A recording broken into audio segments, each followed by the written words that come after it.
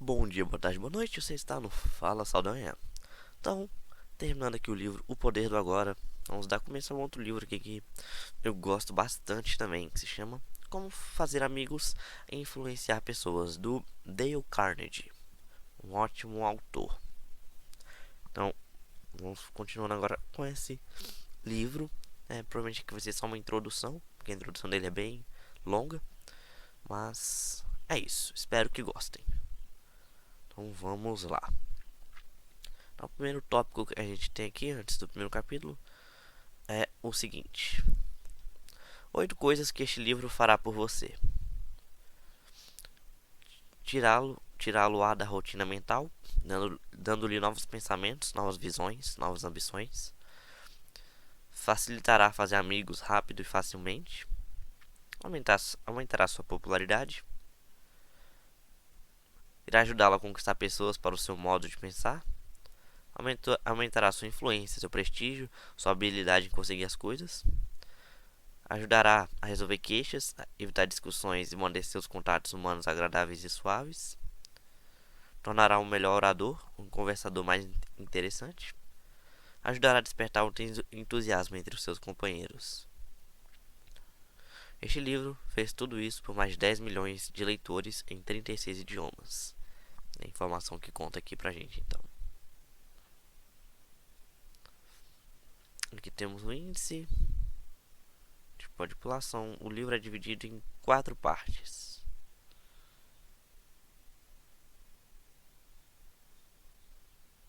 Bem, aqui temos o seguinte tópico: Rumo certo à de extinção, por Lowell Thomas, 1936.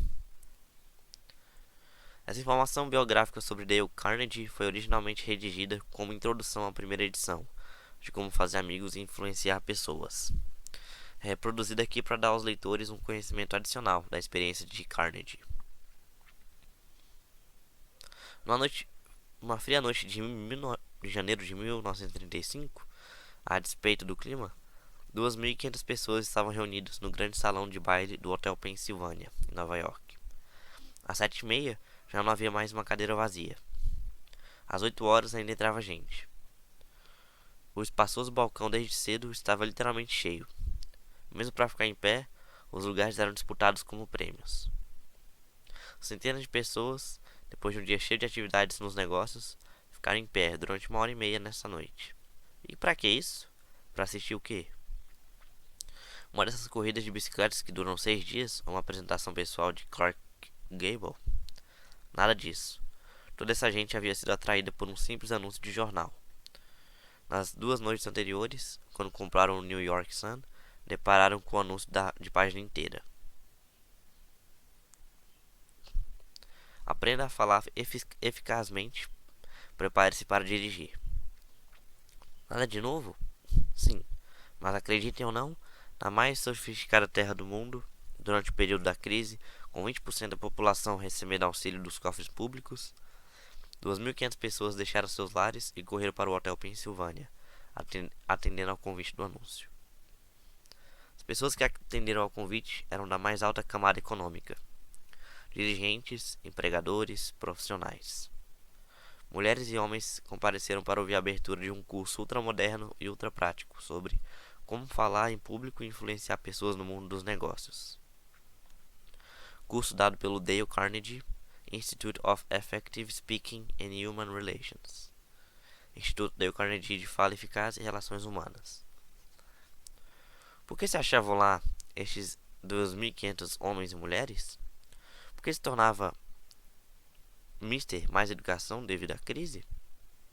Aparentemente não, pois tais cursos já eram dados em casas cheias na cidade de Nova York nos últimos 24 anos. Durante este tempo, mais de 15 mil profissionais e homens de negócios foram treinados por Carnegie.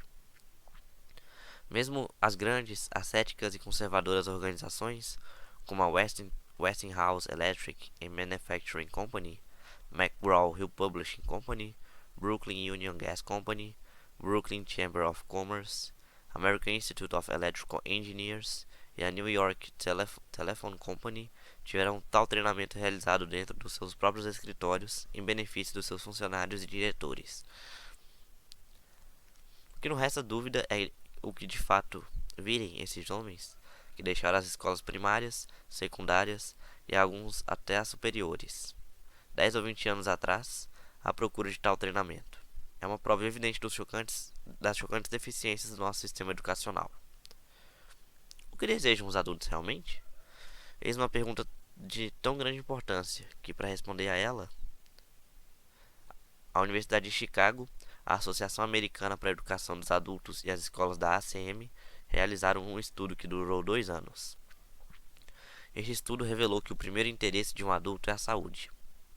Também demonstrou que o segundo interesse reside no desenvolvimento de sua habilidade nas relações humanas. Os adultos querem aprender a técnica para prosperar e para influenciar pessoas. Não desejam ser tribunos populares, e não querem. Sobretudo, ouvir elevadas palestras sobre psicologia. Querem apenas sugestões que possam empregar imediatamente nos contatos comerciais, sociais e no lar. Eis o que os adultos desejavam aprender. Não era? Está bem, disseram os encarregados do estudo. Se é isso que eles desejam, nós lhe daremos. Buscando um livro didático que pudesse auxiliar os adultos na solução dos problemas diários no seu convívio humano, viram que tal livro jamais fora escrito. Eis um fato curiosíssimo. O grego, o latim e as altas matemáticas têm sido motivo, por centenas de anos, de livros e mais livros. Assunto a que a média dos indivíduos não dá sequer 2 minutos de atenção. Mas um assunto sobre o qual há sede de aprendizagem, uma verdadeira paixão por orientação e ajuda, nada. Este fato explica facilmente a razão por que 2.500 adultos se comprimiam no grande salão de baile do Hotel Pensilvânia, atendendo apenas a um simples anúncio de jornal. Aí, aparentemente, oferecia-se que o que há muito eles buscavam. Crentes de que o conhecimento por si só seria o abre-te sésamo para as compensações financeiras e profissionais, fatigaram-se no passado sobre os livros das diversas escolas que frequentaram. Dentro de poucos anos, porém, o contato rude e atordoante dos negócios deu-lhes a experiência necessária que desfez tal ilusão. Viram, no contato cotidiano, alguns dos maiores êxitos no campo comercial serem conseguidos por homens que possuíam, além dos conhecimentos, a habilidade para falar bem, para convencer os outros do seu modo de pensar e para vender eles próprios as suas ideias. Cedo descobriram que, para quem aspira a usar o cap de comandante, dirigir a nau dos negócios, personalidade e habilidade no falar são mais importantes que o conhecimento dos verbos latinos ou um diploma de Harvard. O anúncio do New York Sun prometia que a reunião no Hotel Pensilvânia seria muito interessante. E foi. 18 antigos alunos foram alinhados diante do alto-falante, e a 15 deles foram dados precisamente 75 segundos, a cada um para que narrassem suas histórias. Passados 75 segundos de conversação, o gongo soave presidente dizia: Tempo, vem o orador seguinte. A reunião teve uma movimentação rápida, assemelhando-se à passagem de uma manada de touros por uma planície. Os espectadores permaneceram durante 1 hora e meia atentos nos relatos feitos. Os oradores apresentados constituíam bem uma seção completa da vida comercial americana. Um diretor de lojas reunidas, chain stores, um padeiro, o presidente de uma associação comercial, 2 banqueiros, um agente de seguros, um contador, um dentista, um arquiteto, um farmacêutico que viera de Indianápolis a Nova York somente para seguir o curso, um advogado vindo de Havana com um fito exclusivo de se preparar para fazer um discurso importante em 3 minutos. O primeiro orador usava o nome irlandês, Patrick J. O'Hare. Nasceu na Irlanda, esteve na escola apenas durante 4 anos, emigrou para a América do Norte, onde trabalhou como mecânico e depois como motorista. Aos 40 anos, sua família foi crescendo, e na mesma proporção, as suas necessidades monetárias. Experimentou ser vendedor de caminhões, sofrendo de terrível complexo de inferioridade que o consumia em sua própria apreciação, antes de conseguir a coragem necessária para empurrar a porta do escritório onde ia pedir emprego como vendedor, teve que andar para cima e para baixo, no passeio fronteiro, uma meia dúzia de vezes. Estava tão desanimado como vendedor que já pensava em retornar ao trabalho manual numa oficina mecânica, quando recebeu uma carta convidando-o para uma reunião no Instituto Dale Carnegie. Relutou em comparecer. Temia que fosse encontrar-se com um grupo de homens que tivessem frequentado escolas superiores. Sentia-se fora do seu meio. Uma frase de sua aflita esposa tê-lo a mudar de ideia. Pat, isso pode trazer-lhe alguma melhora. Deus sabe que você necessita. Finalmente, dirigiu-se para o local da reunião e só depois de 5 minutos de hesitação conseguiu a coragem necessária para levá-lo até dentro da sala. As primeiras poucas vezes que tentou falar, ficou completamente aturdido pelo receio. Com as semanas que se passaram, perdeu todo o receio e logo sentiu até prazer quando se apresentava uma oportunidade para falar. Normalmente isso acontecia perante uma assistência grande. Foi também o seu medo das pessoas e de seus superiores. Apresentou-lhes suas ideias e em breve estava se destacando dentro do departamento de vendas. Tornou-se membro da companhia, valioso e querido.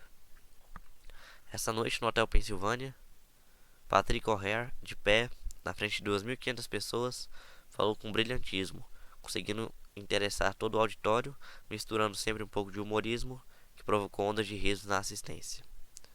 Enquanto narrava a história de suas dificuldades, poucos oradores profissionais poderiam igualá-lo. O orador que se seguiu, Godfrey Meyer, era um banqueiro de cabeça grisalha e pai de 11 filhos. A primeira vez que tentou falar na classe, ficou inibido, totalmente mudo. Seu cérebro recusou-se a funcionar. Sua história é uma demonstração cabal de como a direção gravita em torno de um homem que sabe expressar-se bem. Trabalha em Wall Street e durante 25 anos morou em Clifton, Nova Jersey. Durante este tempo, nunca tomou parte ativa nos negócios da sua comunidade e conhecia cerca de 500 pessoas.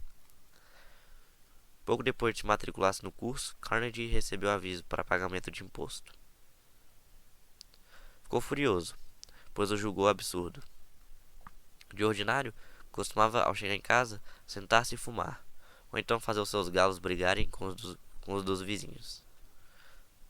Mas, em vez disto, nessa noite pôs o chapéu, rumou para uma reunião na cidade e resolveu expandir em público as suas queixas. Depois de ouvirem o seu desabafo de indignação, os cidadãos de Clifton, Nova Jersey, resolveram fazê-lo candidato ao conselho da cidade. E assim ele passou semanas, de reunião em reunião, denunciando os gastos e as extravagâncias de sua comunidade. Havia 96 candidatos em campo. Quando os votos foram contados, o nome de Godfrey estava em primeiro lugar. Numa noite tornaram-se uma figura popular entre 42 mil habitantes da municipalidade. Como resultado de seus discursos, fizeram 80 vezes mais amigos em 6 semanas do que havia conseguido nos 25 anos anteriores. E o seu salário, como conselheiro, significava que conseguiram um retorno de 1000% ao ano sobre os seus investimentos no curso de Carnegie. O chefe de uma grande associação nacional de fabricantes de alimentos foi o terceiro orador. Descreveu as suas dificuldades cada vez que era obrigado a levantar-se diante do conselho de diretores e expor suas ideias durante uma reunião. Como resultado de haver aprendido a pensar por si mesmo, aconteceram duas coisas surpreendentes. Foi logo escolhido presidente da associação, e neste mister, obrigado a discursar em reuniões que se realizaram por toda parte dos Estados Unidos. Trechos de seus discursos foram irradiados pela Associated Press e publicados nos jornais e revistas comerciais do país. Em 2 anos, depois de aprender a expressar-se, conseguiu mais publicidade gratuita para sua companhia e seus produtos do que quando gastava mais de $250 milhões em anúncios. O orador confessou que, por vezes, antigamente, tinha receio de telefonar para alguns dos mais importantes comerciantes em Manhattan e convidá-los para almoçar consigo. Mas, devido ao prestígio que os discursos lhe deram, hoje esses homens telefonam convidando para almoçar e pedem desculpas por estarem tomando seu tempo. A facilidade de expressão é meio caminho andado para a distinção. Põe o indivíduo em foco, eleva seus ombros e sua cabeça acima da multidão. E o homem que sabe falar bem consegue, em geral, ainda mais crédito do que realmente possui. O movimento para a educação dos adultos invadia toda a nação. E a força mais espetacular naquele movimento foi Dale Carnegie, um homem que no mundo ouviu e criticou discursos de adultos mais que outro qualquer. Segundo Ripley, numa de suas caricaturas sobre coisas incríveis, Carnegie criticou 150 mil discursos. Se este número gigantesco não lhe causa grande impressão, lembre-se de que significa um discurso para cada dia desde que Colombo descobriu a América. Ou, esclarecendo com outras palavras, se cada homem que falou diante de Carnegie gastou apenas 3 minutos e se a apresentação dos oradores se fez sem interrupção, Dale terá levado um ano inteiro, noite e dia, escutando discursos de adultos. A própria vida de Carnegie, cheia de profundos contrastes, foi um edificante exemplo do quanto pode um homem conseguir quando está obcecado por uma ideia original e luta com entusiasmo. Nascido numa fazenda de Missouri, distante 10 milhas da estrada de ferro, até os 12 anos nunca vira um bonde. Aos 46 anos, porém, tornaram-se para ele familiares os mais longínquos recantos da terra, de Hong Kong a Hammerfest, e certa vez esteve mais próximo do Polo Norte do que os postos do Almirante Byrd, na pequena América, do Polo Sul. Este rapaz de Missouri, que apanhava morangos e catava mariscos por 5 centavos a hora, percebe agora $1 em cada minuto que dá de treinamento. Aos diretores das grandes corporações, na arte de expressar-se. Este rapaz, que foi cowboy e que certa feita tangeu gado, amansou bezerros e saltou cercas na ocidental Dakota do Sul, mais tarde foi a Londres e teve sob suas ordens todas as apresentações de Sua Alteza Real, o Príncipe de Gales. Este jovem, que foi um completo fracasso na primeira meia dúzia de vezes que tentou falar em público, tornou-se mais tarde meu gerente pessoal. Grande parte de meus sucessos devo aos ensinamentos de Carnegie. Carnegie teve de enfrentar séria luta para educar-se, pois a má sorte que sempre batia as portas da velha fazenda de Missouri, obrigando a mudanças inesperadas, tudo dificultava. Todos os anos, o rio 102 crescia, destruindo o milho e levando o feno. Inverno após inverno, os porcos, já gordos, adoeciam e morriam, vítimas da cólera. Os preços caíam no mercado para bovinos e moares, e o banco ameaçava executar a hipoteca. Vencida pelo desânimo, a família vendeu a fazenda e comprou outra perto do Teachers College do estado, em Warrensburg, Missouri. Casa e comida podiam ser conseguidas na cidade por $1 diário, mas o jovem Carnegie nem disso podia dispor. Assim continuou na fazenda e diariamente vencia a cavalo as 3 milhas de distância para vir ao colégio. Em casa ordenhava as vacas, rachava lenha, dava alimento aos porcos e estudava verbos latinos à luz de um candeeiro de querosene até que os olhos ficassem congestos e começava a cochilar. Quando ia deitar-se, à meia-noite, colocava o despertador para as 3 da manhã. Seu pai criava porcos de raça Duroc Jersey, e era perigoso, durante as noites mais frias do inverno, deixar que os porcos mais novos se resfriassem, pois morreriam todos. Por isso eram postos numa cesta, cobertos com um saco grosso e colocados perto do fogão. Fiéis à sua natureza, os porquinhos exigiam uma refeição às 3 da manhã. Assim, quando o despertador tocava, Carnegie enfiava os chinelos e, rápido, tomava a cesta e a levava para a mãe dos porquinhos, que já a esperava. Depois, novamente, trazia-os para se aquecerem junto ao fogo. Havia no Teachers College 600 estudantes, e Carnegie fazia parte da meia dúzia que não podia morar na cidade. Sentia-se diminuído pela sua pobreza que o obrigava a voltar todos os dias para a fazenda, a fim de ordenhar as vacas. Envergonhava-se do seu casaco que era apertadíssimo, e das suas calças muito curtas. Um complexo de inferioridade ia rapidamente tomando conta de si, quando resolveu buscar um meio qualquer que o conduzisse à distinção. Descobriu com facilidade a existência no colégio de grupos que se destacavam, desfrutando prestígio e influência. os jogadores de futebol e beisebol e os que venciam os concursos de debates e de oratória. Reconhecendo que não tinha queda para esportes, decidiu esforçar-se para vencer nos concursos de oratória. Levou meses preparando seus discursos. Praticou, sentado na cela, galopava na ida e volta para o colégio. Praticou o modo de se expressar até mesmo quando tirava leite. Quando removia um fardo de feno no celeiro, falava com ênfase e largueza de gesto, para os pombos assustados, acerca dos temas do dia. Mas, apesar de toda sua dedicação e preparo, Carnegie experimentou derrotas sobre derrotas. Tinha nessa época 18 anos e era sensível e orgulhoso. Tornou-se tão desanimado, tão deprimido que chegou a pensar mesmo no suicídio. E então, repentinamente, começou a vencer.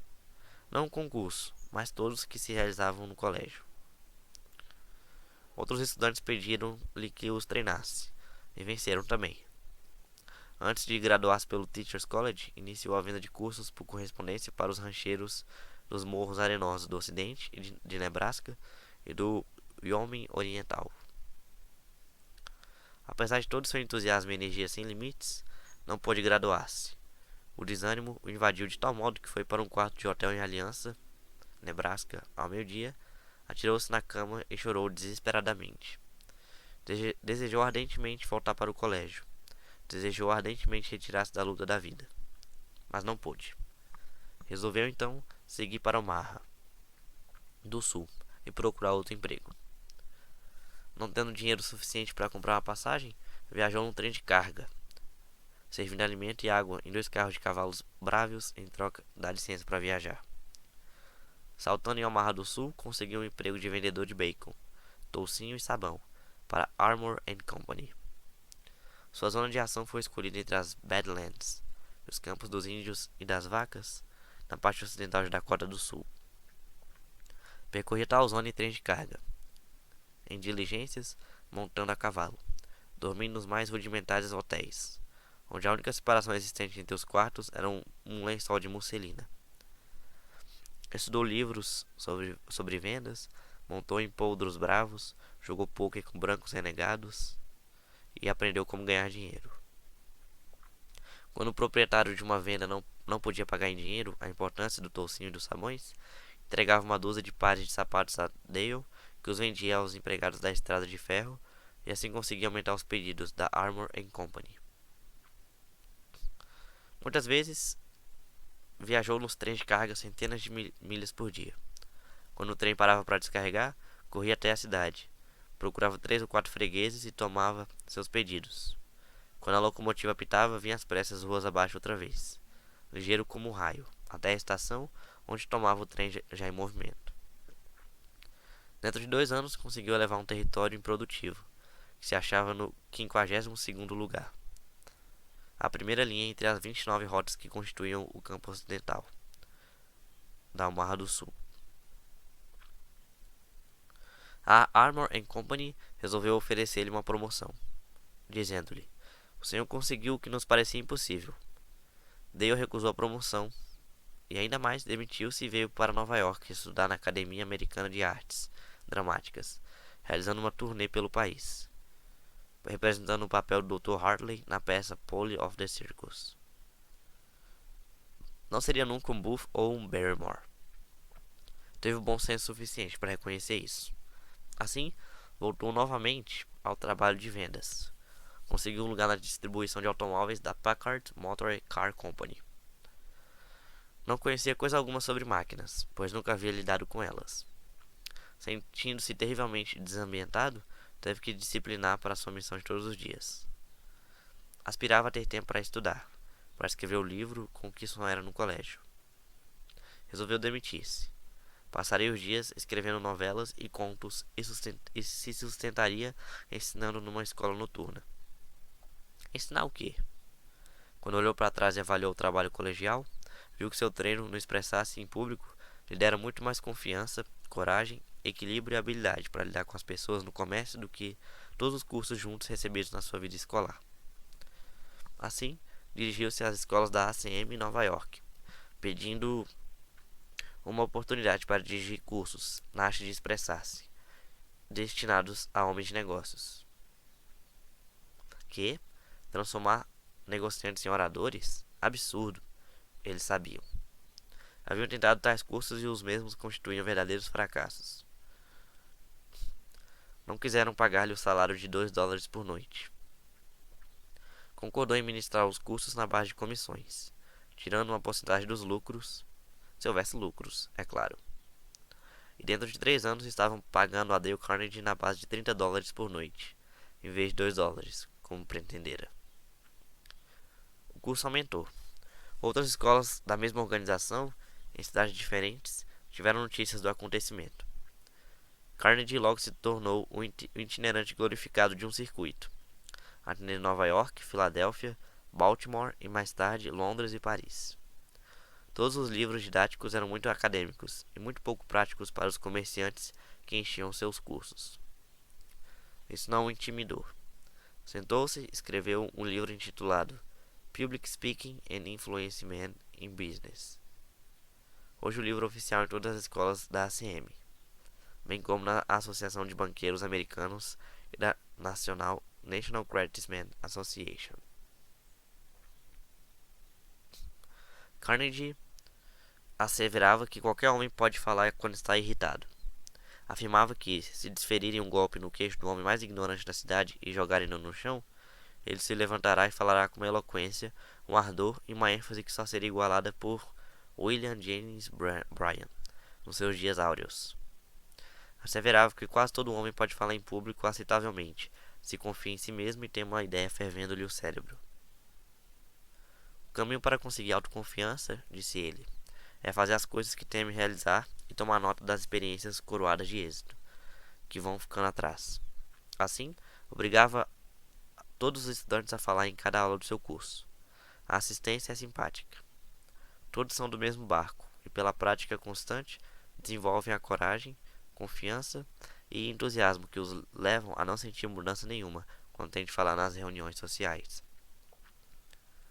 Carnegie mostraria que tinha vivido todos estes aras, não a ensinar as pessoas a arte de expressar, acontecimento meramente acidental, mas sim que sua missão tinha sido ajudar homens a vencer seus receios e desenvolver a coragem. A princípio, apenas dirigia cursos para expressão em público, mas os estudantes que vieram eram comerciantes. Muitos deles não viam o interior de uma escola havia mais de 30 anos. Outros pagavam todas as suas mensalidades no momento da inscrição. Queriam resultados. E queriam rapidamente resultados que pudessem aplicar no dia seguinte nos encontros comerciais ou diante de outros grupos. Deste modo, foi forçado a ser rápido e prático. Consequentemente, desenvolveu um sistema de treinamento que é único. Uma admirável combinação de facilidade de expressão, vendas, relações humanas e psicologia aplicada. Um escravo das regras, que não são rápidas e difíceis, desenvolveu um curso que marca como o sarampo, e 2 vezes mais interessante que qualquer outro. Quando as classes terminavam, os homens costumavam formar clubes e continuavam a reunir-se quinzenalmente durante anos seguidos. Em Filadélfia, um grupo de 19 homens reunia-se 2 vezes por semana durante o inverno, isto há 17 anos. Havia outros que, dirigindo seus carros, percorriam 50 a 100 milhas para frequentar os seus cursos. Havia um estudante que vinha semanalmente de Chicago a Nova York. O professor William James, de Harvard, costumava dizer que o homem médio desenvolve apenas 10% da sua habilidade mental latente. Carnegie, ajudando homens e mulheres de negócios a desenvolver suas possibilidades latentes, criou um dos mais significativos movimentos na educação dos adultos.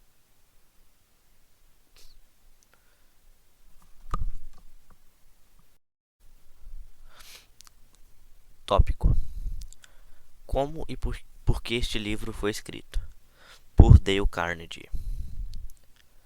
As casas editoras da América do Norte nos últimos 35 anos publicaram mais de um quinto de milhão de diferentes livros. A maioria deles terrivelmente enfadonhos e muitos constituíam fracassos financeiros. Muitos, disse eu. O presidente de uma das maiores editoras do mundo confessou-me recentemente que, em cada 8 livros que publica, a sua companhia perde dinheiro em 7. Por que então me atrevi a escrever outro livro? E depois de o haver escrito, por que incomodá-lo com sua leitura? Perguntas razoáveis, ambas. Vou tentar responder.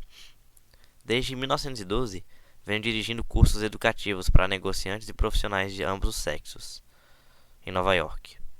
A princípio, tais cursos eram apenas sobre como expressar-me em público e se destinavam a treinar adultos, pela experiência de então, para que os mesmos pensassem por si mesmos e expressassem suas ideias com mais clareza, mais eficiência, mais equilíbrio, tanto nos seus contatos comerciais como nas entrevistas públicas.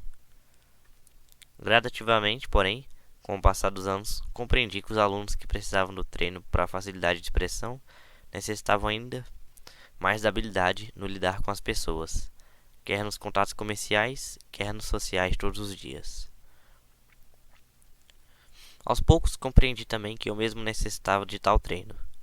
Quando, agora, olho para trás, através dos anos, fico perplexo ao reconhecer a minha frequente falta de traquejo e de entendimento. Como eu queria que um livro como este tivesse caído em minhas mãos há 20 anos passados. Que dádiva de inestimável valor teria sido. O trato com as pessoas, sem dúvida alguma, é o maior problema que o indivíduo tem a encarar, mormente se é um comerciante. Sim, e isso também é uma grande verdade se for um arquiteto, um engenheiro ou uma esposa que dirige a sua casa. Investigações e pesquisas realizadas sob os auspícios da Fundação Carnegie para o desenvolvimento de ensino e mais tarde confirmadas pelos estudos levados a efeito pelo Instituto Carnegie de Tecnologia, demonstraram que não há fato mais significativo que este. Mesmo nas carreiras técnicas como a engenharia, demonstram tais investigações que apenas 15% dos sucessos financeiros de um indivíduo são devidos aos conhecimentos profissionais, e cerca de 85% à competência na engenharia humana, a personalidade e a habilidade para dirigir as pessoas. Por muitos anos, dirigi ininterruptamente cursos no Clube de Engenharia de Filadélfia e na seção de Nova York do Instituto Americano de Engenheiros Eletricistas. Seguramente, mais de 1.500 engenheiros passaram pelas minhas classes.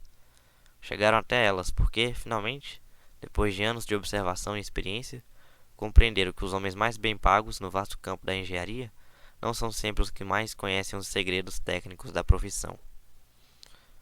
Vencimentos baixos recebem indivíduos que apenas contratam as suas habilidades técnicas na engenharia, na arquitetura, nos cálculos ou em qualquer outra profissão.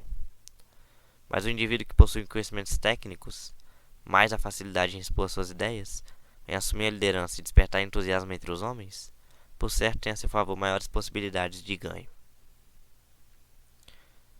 No auge de sua atividade, John Rockefeller declarou que a habilidade para lidar com as pessoas é um produto pelo qual se paga como pelo açúcar ou café. E eu pagarei mais por essa habilidade, disse Rockefeller, do que por outro qualquer debaixo do sol. Não seria justo, pois, que todas as universidades do mundo tivessem cursos destinados a desenvolver até o máximo a habilidade mais bem paga debaixo do sol? Mas se existe um curso prático e bem orientado dessa espécie, para adultos, em alguma universidade da Terra, escapou a minha atenção ao escrever o presente livro. A Universidade de Chicago e as escolas da ACM realizaram uma investigação para saber o que os adultos realmente querem estudar. Tal inquérito custou $25.000 e durou 2 anos. A última parte foi feita em Meriden, no estado de Connecticut. Meriden foi escolhida como uma cidade americana típica. Todos os seus adultos foram entrevistados e convidados a responder a 156 perguntas, tais como as seguintes: qual o seu negócio ou profissão? Sua educação? Como emprega as suas horas de descanso? Qual a sua renda? Suas diversões? Suas ambições? Seus problemas? Quais os assuntos que mais lhe interessa estudar? E assim por diante. Este inquérito revelou que a saúde é o interesse principal do adulto e que o segundo interesse são as pessoas, como entendê-las e lidar com elas, como fazer que as mesmas o estimem e como levá-las a pensar do mesmo modo que a gente.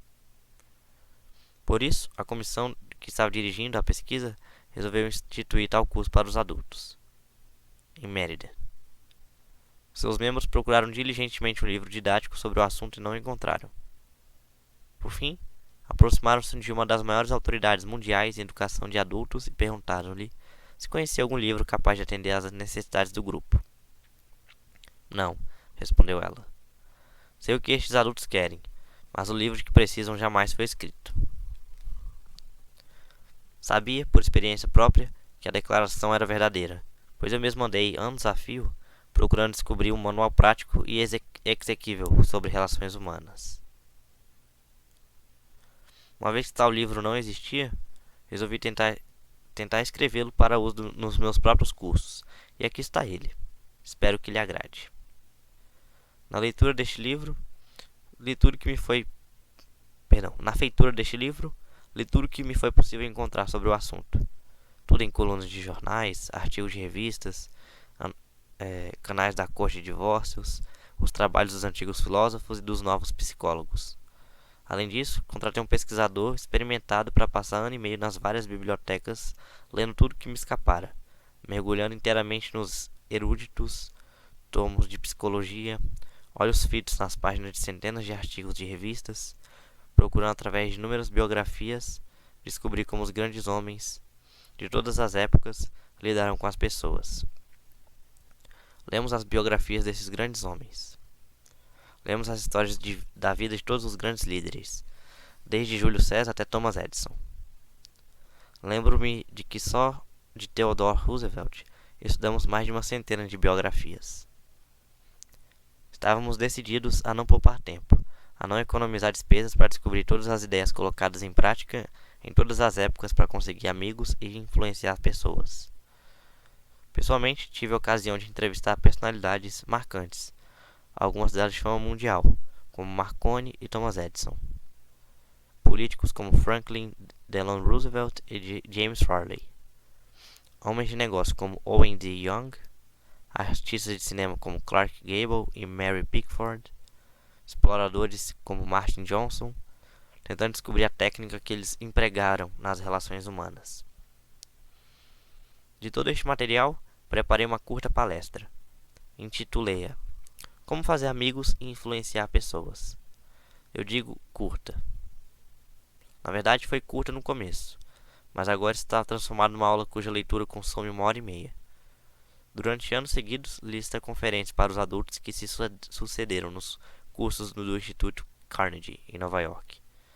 Fazia a conferência e pedia aos estudantes que se retirassem e procurassem experimentar, com seus contatos comerciais e sociais, os princípios citados. E, então, voltassem às classes para falar sobre as experiências e resultados obtidos. Que coisa interessante. Homens e mulheres, desejosos de desenvolvimento, fascinaram-se pela ideia de trabalhar uma nova espécie de laboratório. O primeiro e único laboratório das relações humanas que já existira. Este livro não foi escrito no sentido usual da palavra. Ele cresceu como cresce uma criança. Cresceu e desenvolveu-se com este laboratório de experiência de milhares de adultos. Iniciamos há anos como uma série de regras impressas num cartão que não era maior que um postal comum. No ano seguinte, imprimimos um cartão maior, depois folhetos, mais tarde um opúsculo, todos aumentando em escopo e tamanho. E agora, decorridos 15 anos de experiência e pesquisa, surgiu este livro. Os princípios que apresentamos não são meras teorias ou conjecturas. Trabalham como um mágico. Podem não acreditar, mas tenho visto a aplicação dessas numas revolucionar literalmente a vida de muita gente. Para ilustrar, no ano passado, um homem que tem 314 empregados inscreveu-se num dos meus cursos. Havia anos que despedia, criticava e condenava seus empregados, desenfreada e indiscretamente. Palavras de simpatia, elogio e encorajamento sempre estiveram ausentes de seus lábios. Depois de estudar os princípios apontados neste livro, alterou profundamente a sua filosofia de vida. Sua organização, agora, é inspirada numa nova lealdade, num novo entusiasmo, num novo espírito de trabalho em comum. 314 inimigos foram transformados em 314 amigos. São suas palavras que se seguem, pronunciadas com orgulho diante da classe. Quando eu andava pelo meu estabelecimento, ninguém me cumprimentava. Meus empregados olhavam para o lado oposto quando pressentiam que eu deles me aproximava. Mas agora todos são meus amigos e até o zelador me chama pelo primeiro nome. Este empregador tem agora mais lucro, mais descanso e, o que é infinitamente mais importante, sente-se mais feliz no negócio e no lar. Um número incontável de vendedores tem aumentado grandemente as suas vendas com o uso destes princípios. Muitos conseguiram abrir novas contas que anteriormente haviam pleiteado em vão. Dirigentes conseguiram aumento de autoridade e aumento de salário. Um diretor noticiou que tiveram um aumento de salário, confessando que aplicava essas verdades. Um outro, diretor da Philadelphia Gas Works Company, estava ameaçado de rebaixamento devido à aspereza e inabilidade no lidar com as pessoas. Tal treino não só o livrou do rebaixamento aos 65 anos, mas ainda lhe ensejou uma promoção com aumento de salário. Inúmeras vezes, esposas que comparecem aos banquetes oferecidos no encerramento dos cursos confessam-me que os seus lares se tornaram mais felizes depois que os maridos começaram a frequentar minhas classes. Muitos homens frequentemente ficam surpresos com os novos resultados obtidos.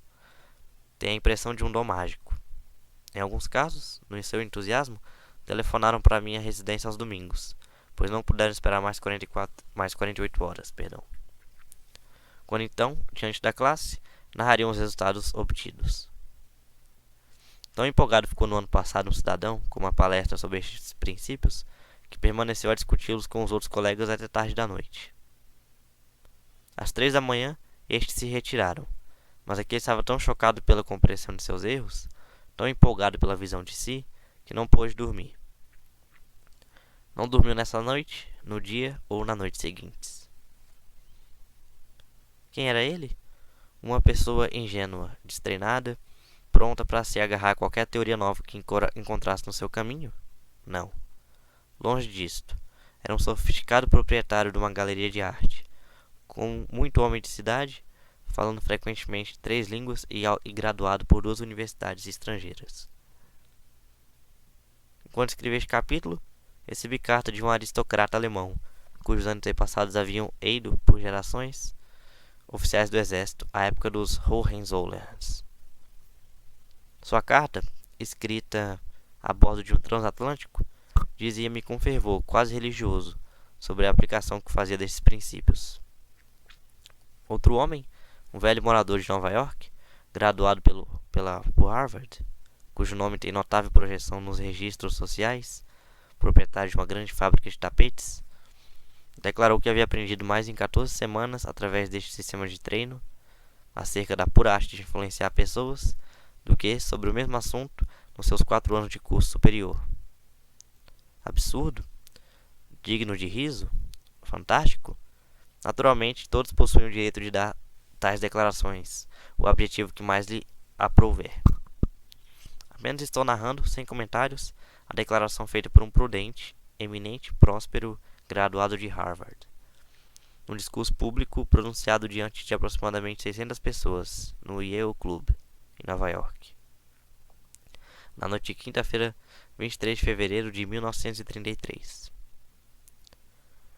Comparados ao que devíamos ser, disse o notável professor William James, da Harvard, estamos apenas meio acordados.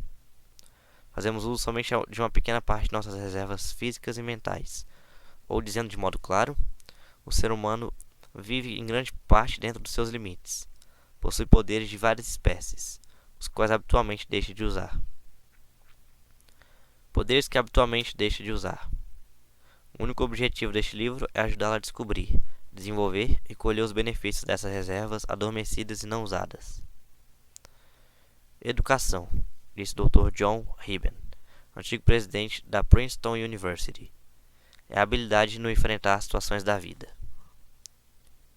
Se ao chegar ao 3º capítulo desta obra, o leitor não se sentir melhor equipado para enfrentar as situações da vida, considerarei este livro um completo fracasso. O grande objetivo da educação, afirmou Herbert Spencer, não é o saber, mas a ação. E este é um livro de ação. Dale Carnegie, 1936. Final da nossa introdução. Olha aqui o final da introdução, mas já aproveitar aqui a introdução para dar aqui as 9 sugestões para conseguir o máximo deste livro, que estava aqui embaixo eu não tinha visto. Então, aqui as 9 sugestões. para aproveitar o livro de uma maneira melhor. Número 1. Se deseja obter o máximo deste livro, há um requisito indispensável, essencial e infinitamente mais importante do que qualquer regra ou técnica.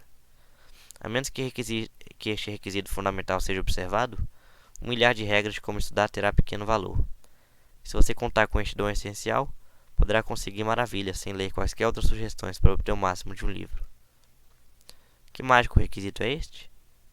Apenas o seguinte: um profundo e dinâmico desejo de aprender, uma vigorosa determinação para aumentar a sua habilidade no trato com as pessoas. Como poderá desenvolver tal desejo? Tenha sempre em mente a importância de tais princípios para você. Considere como o domínio sobre eles o ajudará na condução de uma vida mais gratificante, feliz, plena e valiosa. Repita sempre para si mesmo: minha popularidade, minha felicidade e meu senso de valor dependem sobretudo da minha habilidade no tratar as pessoas. Dica número 2. Leia cada capítulo rapidamente para ter um apanhado geral do mesmo. Por certo, será tentado a passar apressadamente para o capítulo seguinte. Mas não faça isso, a menos que esteja lendo por mero passatempo. Mas se estiver lendo porque deseja melhorar sua capacidade nas relações humanas, então volte e releia inteiramente cada capítulo.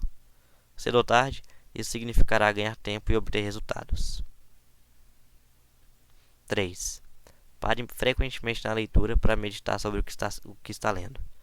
Pergunte a si mesmo como e quando poderá aplicar cada sugestão. 4. Leia com lápis, um crayon vermelho, uma caneta ou um marcador na mão. Quando deparar com uma sugestão que sinta poder ser aplicada por você, dê um traço ao lado dela. Se for uma sugestão muito boa, então sublinhe cada sentença ou marque com um X. Marcando e sublinhando um livro fica mesmo mais interessante e muito mais fácil para uma releitura rápida. 5. Conheci uma senhora que ocupou durante 15 anos o posto de diretora do escritório de uma grande companhia de seguros.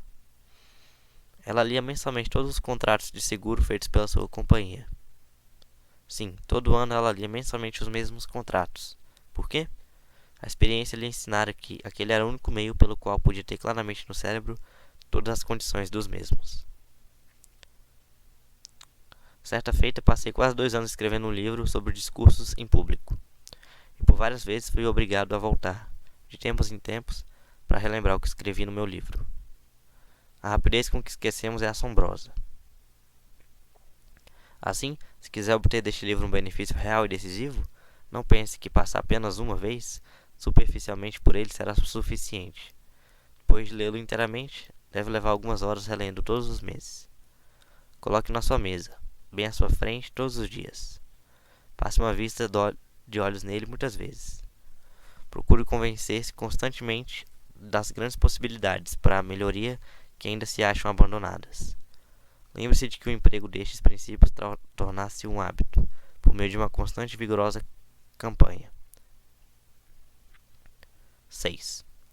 Bernard Shaw frisou certa vez: se ensinar-lhes alguma coisa a um homem, ele nunca aprenderá. Shaw estava certo. Aprender é um processo ativo. Aprendemos fazendo.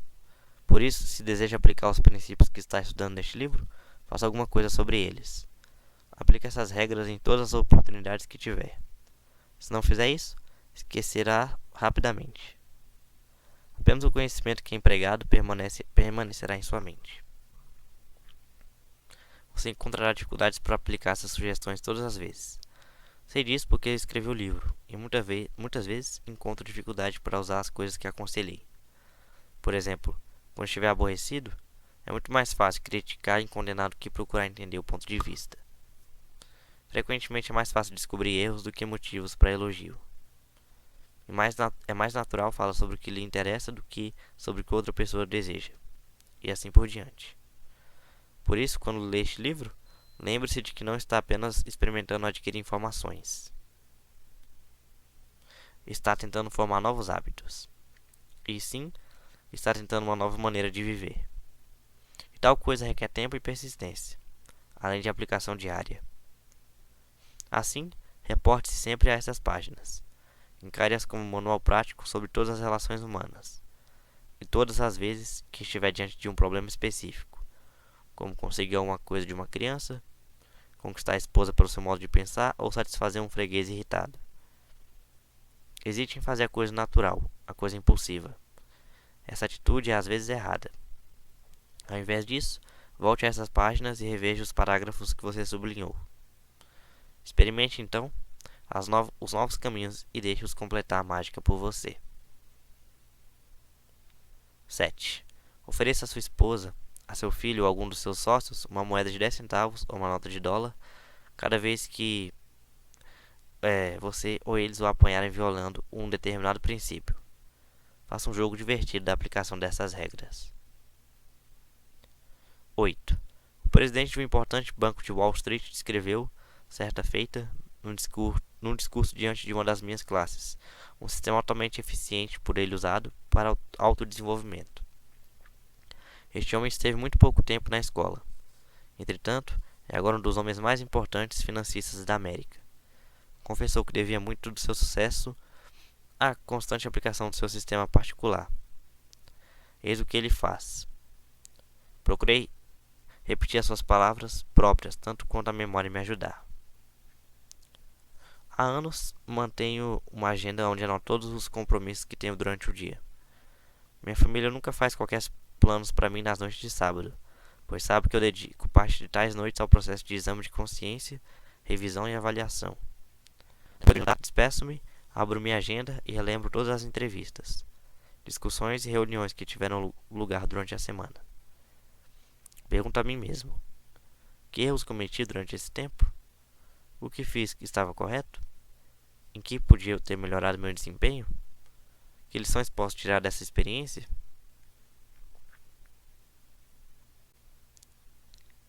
Muitas vezes, nesta revisão semanal, acho-me muito infeliz. Espanto-me frequentemente com meus próprios erros. Naturalmente, que com o passar dos anos, os erros se tornam cada vez menos comuns. Algumas vezes, agora, inclino-me a dar-me os parabéns depois de uma dessas reuniões. Esse sistema de autoanálise, autoeducação, ano após ano, tem feito mais por mim do que qualquer outra coisa que já tentei. Tem me ajudado a melhorar minha capacidade de tomar decisões e tem me auxiliado enormemente em todos os contatos com as pessoas. Não posso recomendá-lo senão com muito entusiasmo. Por que não usar um sistema similar para tomar nota da sua aplicação dos princípios discutidos neste livro? Se você fizer isto, resultarão duas coisas. Primeiro, você estará seguindo um processo educacional que é tão empolgante como inestimável. Segundo, você reconhecerá que sua habilidade para estar e tratar com as pessoas crescerá consideravelmente. 9. Você encontrará no fim deste livro um diário no qual deve anotar todos os seus triunfos na aplicação de tais princípios. Seja minucioso. Anote nomes, datas e resultados. Agora sim, final aqui da introdução.